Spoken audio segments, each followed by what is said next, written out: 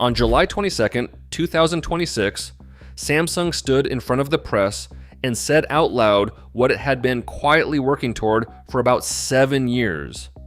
The last time Samsung held an Unpacked in this city was 14 years ago for the Galaxy S3, the phone that talked the world into big screens. Coming back was a choice, and Samsung very much wanted you to notice it.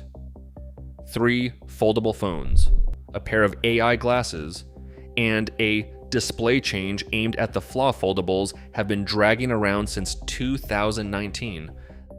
That flaw is the crease, not the metaphor, the actual ridge down the middle of every folding screen ever sold. Your thumb finds it in about 3 seconds the first time you pick one up, and it's most of the reason foldables have spent 7 hardware generations parked in the neat but no pile.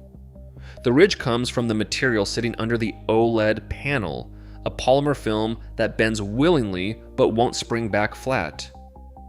Everyone working on these knew the fix was to get rid of the polymer. Finding a replacement that survives hundreds of thousands of folds at that thickness on a line shipping millions of units a year is a much uglier problem. Samsung's answer is titanium. On July 15th, a week before the event, the company announced Flex Titanium, a rebuilt display stack that trades the plastic film for 2 parts working together under the OLED surface, a titanium alloy film and a titanium plate. The film is about 1/3 the thickness of a human hair and roughly 20 times stiffer than the polymer it replaces. The plate underneath carries the whole display module through a fold that happens hundreds of times a day. Between them, the crease nearly disappears. Not softer, not less noticeable. Close to gone. I want to be clear about what that is because the phrase new display tech usually means very little. This is a change to the physical architecture of the panel, worked out over 7 generations of shipping products and a lot of expensive knowledge about what broke last time. The timing is not a coincidence. Apple arrives in September 2026 with its first folding iPhone, and the feature Apple reportedly chased hardest is a crease-free screen. Samsung just said the phones going on sale in August already have one. And then there is the part that still makes me laugh a little. The OLED panels inside Apple's foldable are being built by Samsung Display. The company Samsung has to outsell is shipping Samsung's screens because Samsung is the only supplier on the planet that can make what Apple needs. So Samsung built Flex Titanium, then built 3 phones to put it in. The Galaxy Z Fold 8 wide is the one the whole show turns on. It doesn't look like any mainstream foldable that has shipped. Every Galaxy Fold before it has been tall and narrow, a shape that works open and feels odd closed. The Fold 8 wide is shorter and broader, roughly the proportions of a passport. The outer display stretches to 5.5 inches at 16 by 10, wide enough to thumb type on without the wrist twist that made older cover screens feel like a compromise you agreed to.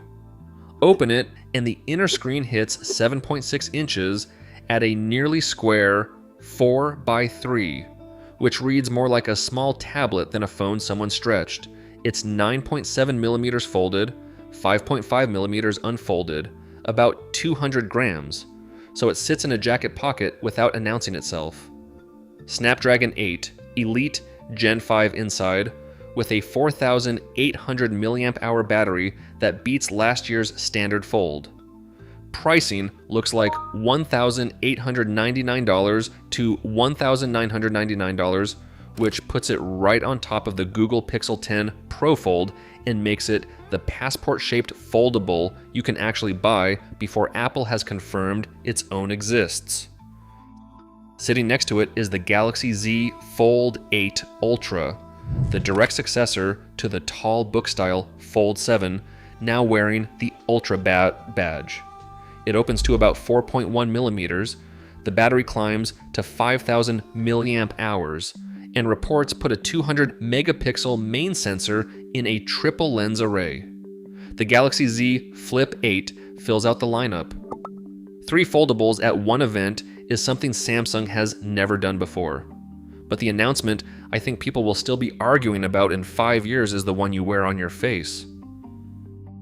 The Galaxy glasses have been rumored forever, and they are finally real. Co-developed with Google, running Android XR, powered by Qualcomm's Snapdragon AR1, and built with Gentle Monster and Warby Parker, 2 companies whose entire business rests on glasses that do not look like a gadget. The frames hold a 12-megapixel autofocus camera, open-ear speakers, and beam-forming microphones. Everything computationally expensive runs on a paired Galaxy phone. The base model is expected somewhere between $379 and $499. That price aims straight at Meta's Ray-Bans. Meta holds over 76% of the smart glasses market, a category that went from $1.2 billion in 2024 to $5.6 billion in 2026, and Meta moved 7 million Ray-Ban units in 2025 on its own. So this is not a small side bet. It is the fastest growing wearable category in years. It is currently owned by one company, and Samsung has decided to make that uncomfortable. Jay Kim, Samsung's executive vice president of mobile business, told CNBC back in March 2026 that the glasses would include a camera and stay tethered to a phone, part of what Kim called a new era of mobile agentic AI. That phrase sounds like a slide deck until you picture the actual behavior. You ask a question, the glasses see what you are looking at, Gemini answers in your ear, and the phone never leaves your pocket. Here's where I'd pump the brakes though. The first generation Galaxy glasses have no display of any kind. There's no overlay and no AR layer sitting on the world in front of you. These are AI companion glasses, genuinely useful, but they are not the version people have been imagining since the Google Glass days. Display-equipped models are reportedly a 2027 product, so Samsung is entering this market in exactly the order Meta did. Audio first and screens later, which means it's running a playbook someone else already proved, with better AI infrastructure behind it. Is that enough to actually dent Meta's lead? I don't know. Nobody does. What I'm fairly confident about is that the smart glasses market now has real platform competition for the first time in its short life. The strategy behind all this isn't hard to read. Samsung spent 2 years watching its position erode from 3 directions at once: Chinese foldable makers undercutting it on price, Apple preparing to walk into a category Samsung invented, and Meta quietly building a whole new wearable market with Samsung's name nowhere near it.